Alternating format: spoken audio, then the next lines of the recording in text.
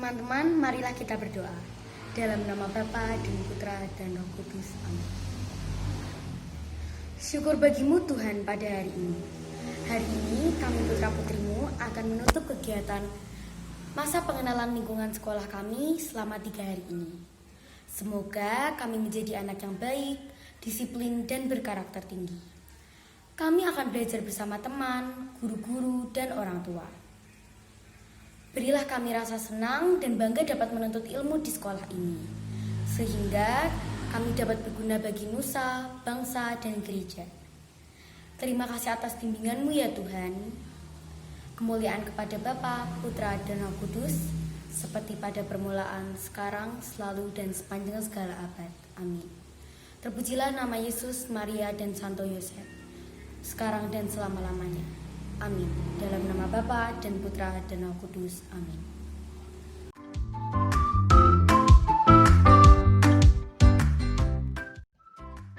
Selamat pagi. Jadi, salam sejahtera bagi kita semua. Om Swastiastu, Namo Buddhaya, salam kebajikan.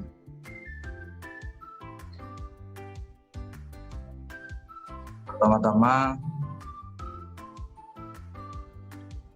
tak kenal maka tak sayang. Saya akan memperkenalkan diri. Nama saya Budi Brihanto. Pangkat saya Inspektur 2 Polisi. Jabatan Kanit Dikyasa Polres Salatiga. Alamat saya Jalan Soekarno-Hatta, Kelurahan Cebongan, Sujumukti, Kelurahan Cebongan, Argomulyo. Mohon maaf, salah. Pertama-tama, mungkin adik-adik kalau mau berkunjung atau bermain bisa ke rumah saya di alamat yang sudah saya sebutkan. Di sini kami selaku narasumber akan memberikan materi pada adik-adik mengenai keselamatan berlalu lintas. Gimana? Sebelumnya akan saya sampaikan dulu, barangkali adik-adik nanti ada yang jadi polisi, seperti rekan-rekan jadi jabat di kepolisian, jadi bisa mendaftar di kepolisian. Sangat mudah sebenarnya, yaitu dengan cara adik-adik sudah lulus di sekolah menengah atas, kemudian mendaftar di kepolisian. Tidak dipungut biaya, gratis, dengan syarat mengikuti tes yang ada di kepolisian. Yang pertama adalah bisa mengikuti tes kesehatan. Jadi kalau jadi polisi harus sehat. Syarat utamanya sehat jasmani dan sehat rohani. Yang kedua, nilainya harus tinggi untuk memenuhi syarat akademis. Nilainya harus tinggi. Yang ketiga, lulus tes jasmani. Yang keempat, lulus tes psikologi. Itu 4 item yang harus adik-adik pelajari untuk bisa menjadi seorang polisi. Tataran polisi ada banyak sekali. Kalau yang tinggi, yang paling tinggi bisa Akpol. Yang kedua bisa tentara atau SIPSS, yaitu Pasca Sarjana. Kemudian ada yang utama-utama. Saya rasa itu informasi saya. Sekarang saya akan masuk ke materi masalah keselamatan lalu lintas. Dasarnya adalah Undang-Undang Republik Indonesia Nomor 22 Tahun 2009 tentang lalu lintas dan angkutan jalan. Nah, seperti ini. Untuk anak-anak di bawah umur 17 tahun sebenarnya belum boleh menggunakan kendaraan bermotor. Jadi harus di atas 17 tahun dan mempunyai surat izin mengemudi.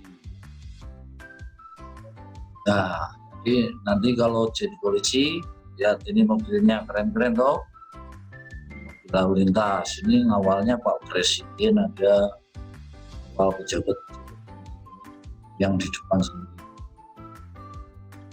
Nah, ini mobil Sabara ada seperti ini. Ini mengawal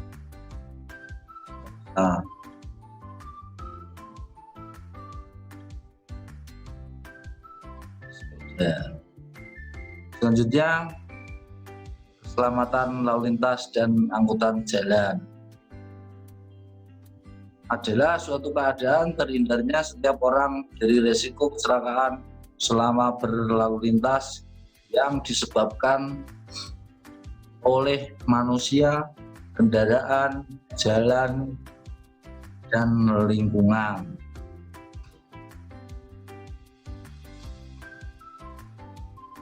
Cara aman berlalu lintas: menggunakan helm. Yang kemudian dilihat dulu kendaraannya, kelengkapan pribadinya, mungkin surat-suratnya,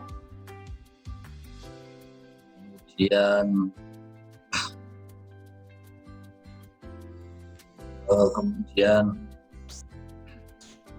kondisi kendaraannya, apakah remnya sudah pakem, kemudian lampunya, kemudian persyaratan yang lain. Itu selanjutnya, lalu lintas adalah gerakan kendaraan dan orang di ruang lalu lintas jalan. Hak utama pengguna jalan untuk kelancaran lalu lintas.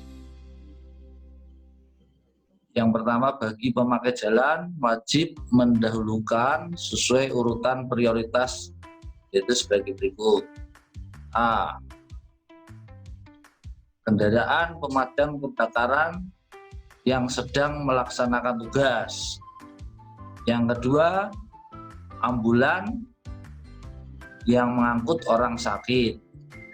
Yang ketiga, kendaraan untuk memberikan pertolongan pada kecelakaan lalu lintas. Yang keempat, kendaraan pimpinan lembaga negara Republik Indonesia.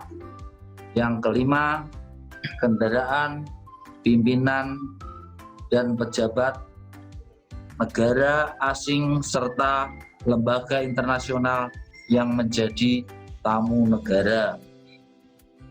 Yang kelima, iring-iringan pengantar jenazah. Yang keenam, konvoi dan atau kendaraan untuk kepentingan tertentu menurut pertimbangan petugas kepolisian negara Republik Indonesia. Jadi begini adik-adik, ini saya terangkan, pengguna jalan harus mengutamakan 6 poin tersebut di atas, yaitu pemadam kebakaran, ambulan, memberikan pertolongan pada kecelakaan, kendaraan pimpinan lembaga negara, pejabat negara, pengantar jenazah, dan diskresi kepolisian atau hal-hal khusus masalah kepolisian. Jadi adik-adik jangan, kalau melihat di jalan, jangan kaget kalau kok ambulan robos lampu merah misalnya. Itu ada aturannya tersendiri. Selanjutnya, prioritas dengan pengawal tugas yang berwenang dilengkapi isyarat dan tanda-tanda lain. Untuk huruf C, dengan isyarat berhenti tidak berlaku. Selanjutnya, mengenal rambu-rambu lalu lintas.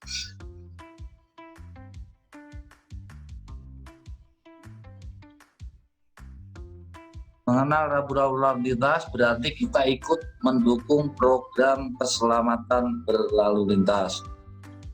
Pengertian rambu-rambu, itu rambu-rambu lalu lintas adalah salah satu dari perlengkapan jalan yang berupa lambang, huruf, angka, kalimat, perpaduan diantaranya sebagai peringatan, larangan, perintah, petunjuk bagi pemakai jalan. 4 jenis peringatan, larangan, perintah, petunjuk. Kayaknya terlalu rumit. Misalnya lampu merah, oh itu dilarang berhenti.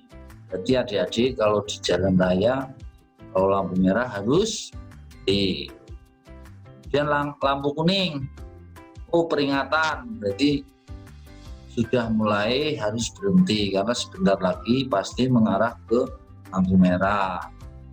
Kemudian lampu hijau itu petunjuk untuk kendaraan jalan.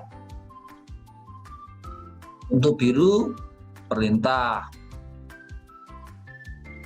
seperti itu. Kenapa? Kalau misalnya adik-adik lampu merah jalan, nanti pasti terjadi kecelakaan lalu lintas. Jenis dan fungsi rambu. Jadi banyak sekali rambu-rambu lalu lintas yang harus dipelajari oleh adik-adik. Jadi kalau pas adik-adik sudah buat SIM, sudah umur 17 tahun, jadi sudah bisa, oh ini lampunya merah berhenti misalnya. Jadi adik-adik bisa menjadi polisi kecil. Misalnya adik-adik sedang boncengan sama ayahnya atau ibunya.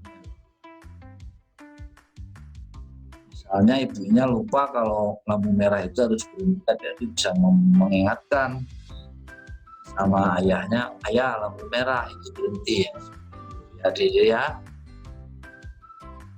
Sekarang akan saya jelaskan jenis dan fungsi rambu. Yang pertama, rambu peringatan digunakan untuk memberi peringatan kemungkinan ada bahaya atau tempat berbahaya di bagian jalan di depannya. Rambu peringatan ditempatkan sekurang-kurangnya pada jam 50 pada jarak 50 meter atau pada jarak tertentu sebelum tempat bahaya dengan memperhatikan lalu lintas, cuaca, dan keadaan jalan yang disebabkan oleh faktor geografis, geometris, permukaan jalan, dan kecepatan rencana jalan. Rambu peringatan dapat dilengkapi dengan papan tambahan. Warna dasar rambu peringatan berwarna kuning dengan lambang atau tulisan hitam. Gambar rambu peringatan. Nah, untuk coret atasnya ada titiknya, hati-hati. Kemudian orang nyebrang di zebra cross, peringatan banyak lalu lintas pejalan kaki menggunakan fasilitas penyeberangan. Kemudian ada orang merah sama hijau, itu bagi pejalan kaki, yaitu peringatan lampu isyarat penyeberangan jalan. Jadi adik-adik kalau nyebrang juga melihat lampu lalu lintas. Jadi nyebrang aja di situ ada, oh merah berarti tidak boleh nyebrang, oh hijau adik-adik boleh nyebrang jalan, dan harus di zebra cross. Rambu larangan gunakan untuk menyatakan perbuatan yang dilarang dilakukan oleh pemakai jalan. Rambu larangan ditempatkan sedekat mungkin dengan titik larangan dimulai. Rambu larangan dapat dilengkapi dengan papan tambahan. Warna dasar rambu larangan berwarna putih dan lambang atau tulisan berwarna hitam atau merah. Nah, seperti ini gambar rambu larangan. Jadi larangan ini buletan merah, kemudian ada strip putih, larangan masuk bagi kendaraan bermotor dan tidak bermotor. Kemudian ada gambar motor, kemudian dicoret itu larangan. Pokoknya yang warnanya merah itu berarti larangan, itu larangan masuk bagi sepeda motor. Terus ada huruf S, kemudian dicoret merah, itu larangan berhenti. Kemudian kalau ada huruf P dicoret, larangan parkir. Dan seperti itu. Yang ketiga, rambu perintah. Rambu perintah digunakan untuk menyatakan perintah yang wajib dilakukan oleh pemakai jalan. Rambu perintah ditempatkan sedekat mungkin dengan titik kewajiban dimulai. Rambu perintah dapat dilengkapi dengan papan tambahan. Warna dasar biru dengan lambang atau tulisan berwarna putih serta merah untuk garis serong sebagai batas akhir perintah. Contohnya misalnya ada 40, ada bulatan, kemudian 40 itu batas akhir kecepatan maksimum 40 km. Jadi tidak boleh lebih dari 40 km perjalanan kendaraannya. Kemudian ada panah, terus ada panah 2 itu batas akhir larangan mendahului kendaraan lain. Kemudian ada buletan, terus coret itu batas akhir semua larangan setempat terhadap kendaraan berbeda. Kemudian ada panah ke kiri tapi dasarnya biru, wajib mengikuti arah ke kiri. Kemudian ke bawah arahnya lajur, yaitu bagi jalan yang wajib dilewati. Kemudian putaran wajib mengikuti arah yang ditentukan pada bundaran. Nah, kalau bundaran itu biasanya ada di tanda-tanda rambu lalu lintas, ada di bundaran Ramayana, itu contohnya ada.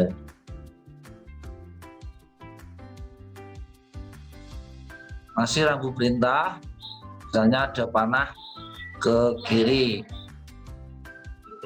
ada panah ke kanan, perintah mengikuti arah ke kanan. Jadi kalau bapak ibunya naik mobil tuh, saya itu arahnya ke kanan, itu. Saya rasa masih banyak lagi rambu-rambunya untuk diikuti. Nah, ini ada yang stop, ada berhenti. Berarti kalau ada tulisan stop, berhenti, misalnya digunakan pada operasi. Dan ada segitiga, itu jalan, itu adalah larangan. Rambu perintah. Yang keempat adalah rambu petunjuk. Gunakan untuk menyatakan petunjuk jurusan, jalan, situasi, kota, tempat pengaturan, fasilitas, dan lain-lain bagi pemakai jalan. Selanjutnya, untuk menyatakan jarak dapat digunakan papan tambahan atau dicantumkan pada rambu itu sendiri. Nah, seperti ini ada orang menyeberang di zebra cross, yaitu petunjuk lokasi fasilitas penyeberangan pejalan kaki. Dan ada huruf P, petunjuk lokasi fasilitas parkir. Kemudian ada palang merah, itu petunjuk lokasi balai kesehatan, bahwa di tempat itu ada balai kesehatan, yaitu puskesmas, balai pertolongan pertama, dan yang sejenisnya. Nah, seperti ini, yuk patuhi lalu lintas, tertib lalu lintas budaya anak bangsa. Apa toh harus pakai helm? Nah, ini akan saya terangkan. Helm harusnya yang standar SNI, yaitu standar nasional. Kemudian cara pakainya, talinya diikatkan, mungkin bisa diikatkan di sini sampai bunyi klik gitu. Cara pakai helmnya. Kalau enggak, ayahnya nanti dikasih tahu kalau pakai helm, kata Pak Polisi harus klik. Kalau helm yang standar nasional.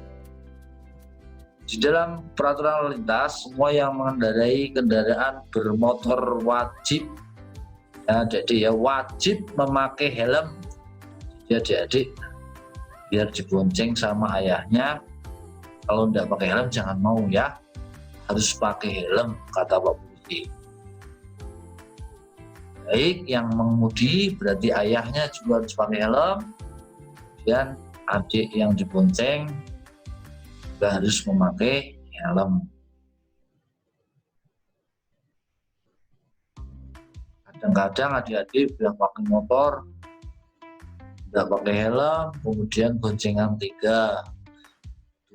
Bahkan ada yang sampai 5, banyak tidak pakai helm, nggak punya surat-surat, biar sudah bisa. Nanti kalau terjadi kecelakaan di jalan, dia adik sendiri yang rugi.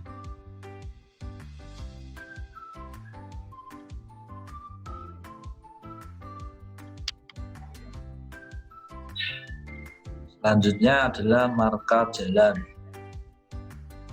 Marka jalan adalah suatu tanda yang berada di permukaan jalan atau di atas permukaan jalan yang meliputi peralatan atau tanda yang membentuk garis membujur melintang, garis, serong, serta lambang yang berfungsi untuk mengarahkan arus lalu lintas dan membatasi daerah kepentingan lalu lintas. Marka lainnya garis, contoh zebra cross ya. Apa toh gunanya zebra cross? Jadi untuk menyeberang,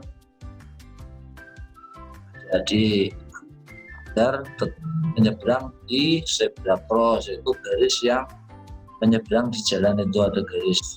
Setelah itu untuk adik-adik kalau jalan menyeberang jalan di tempat zebra cross itu dilindungi undang-undang.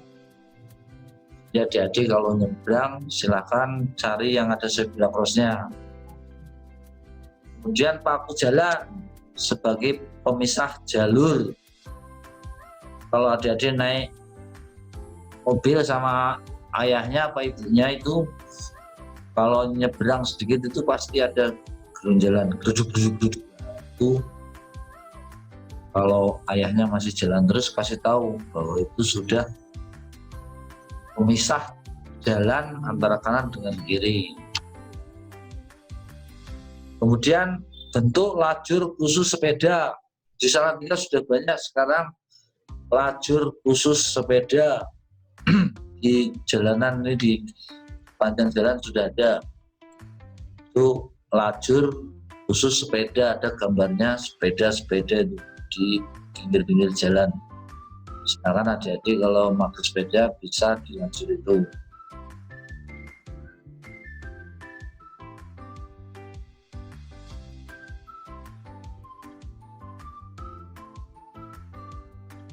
Bagaimana caranya aman di jalan? Tips selama berlalu lintas. Yang pertama, Adik-adik harus berdoa kepada Tuhan Yang Maha Esa. Kemudian yang kedua, yakinkan diri kita dalam kondisi sehat jasmani dan rohani, serta tidak terpengaruh obat-obatan atau alkohol. Yang ketiga, perlengkapan diri kita, yaitu helm sebagai pengaman, SIM, kacamata, jaket, sarung tangan, perlengkapan pribadinya. Helm pengaman, kacamata, jaket, sarung tangan, dan sepatu. Yang keempat, pahami karakter kendaraan yang digunakan. Kemudian yang kelima, cek perlengkapan kendaraan, yaitu rem, roda, lampu, dan lain-lain. Dan jangan lupa surat penting seperti SIM, STNK.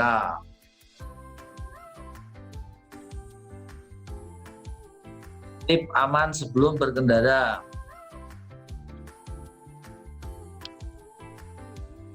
Kondisi sehat jasmani dan rohani.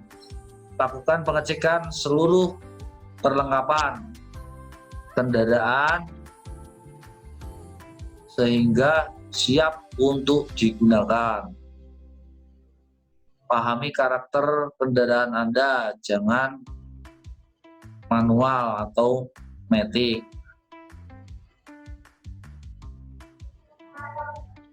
Jangan lupa surat-surat Anda, SIM, STNK.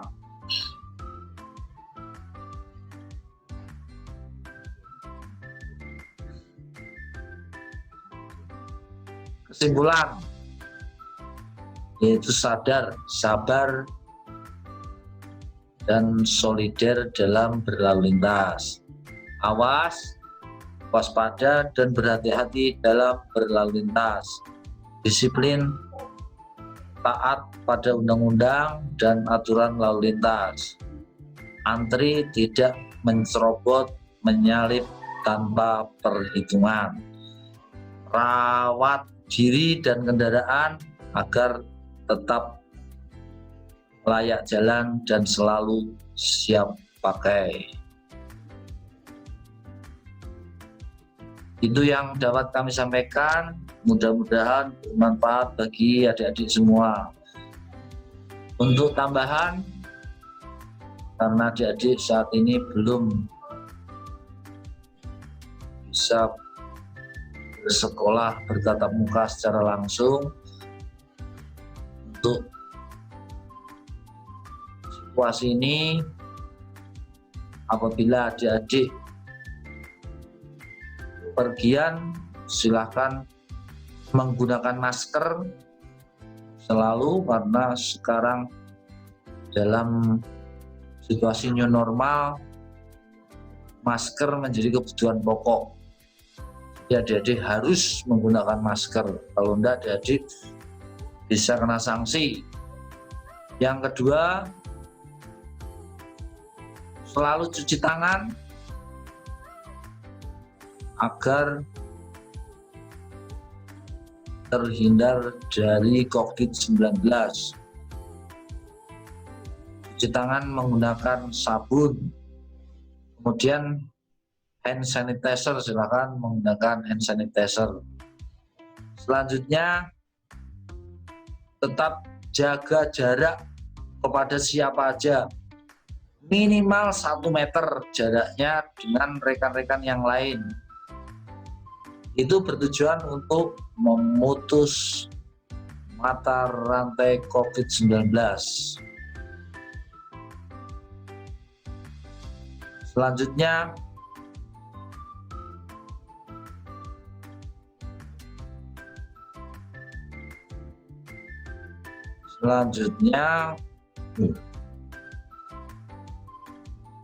jaga jarak, cuci tangan, kemudian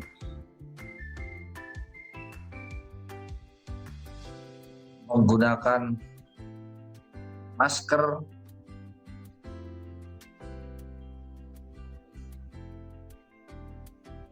Saya rasa itu. Silakan tetap berhati-hati, jaga keselamatan adik-adik semua. Itu yang bisa saya sampaikan. Semoga bermanfaat bagi adik-adik semua. Selamat belajar. Semoga adik-adik menjadi generasi penerus yang bermanfaat bagi bangsa dan negara. Wabillahi taufik wal hidayah. Wassalamualaikum warahmatullahi wabarakatuh.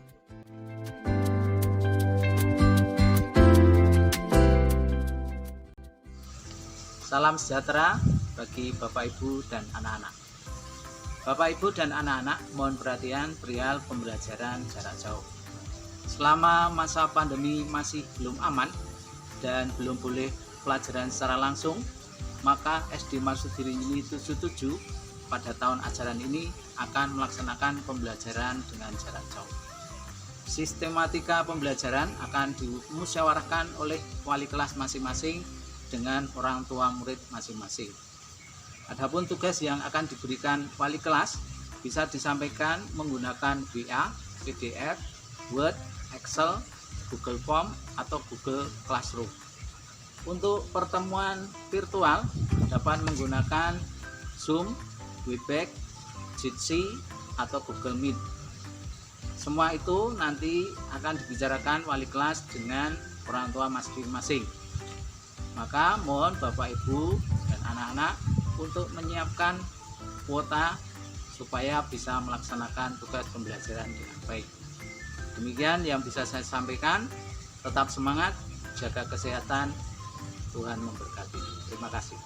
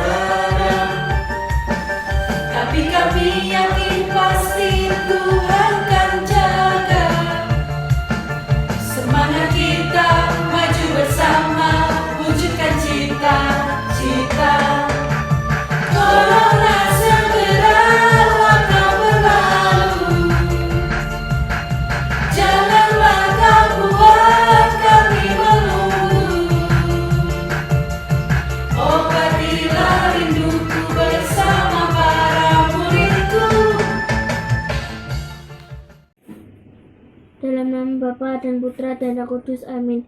Terima kasih Tuhan Yesus atas penyertaan-Mu sehingga kegiatan kami selama 3 hari sudah dapat kami laksanakan dengan baik dan sungguh menyenangkan. Siang hari ini kami semua akan menutup kegiatan MPLS sehingga seluruh kegiatan kami menyenangkan hatimu dan berguna bagi masa depan kami kelak. Dalam nama Tuhan kami mengucap syukur. Kemuliaan kepada Allah Bapa, Putra, dan Roh Kudus seperti pada permulaan, sekarang, selalu, dan sepanjang segala abad. Amin. Dalam nama Bapa dan Putra dan Roh Kudus. Amin.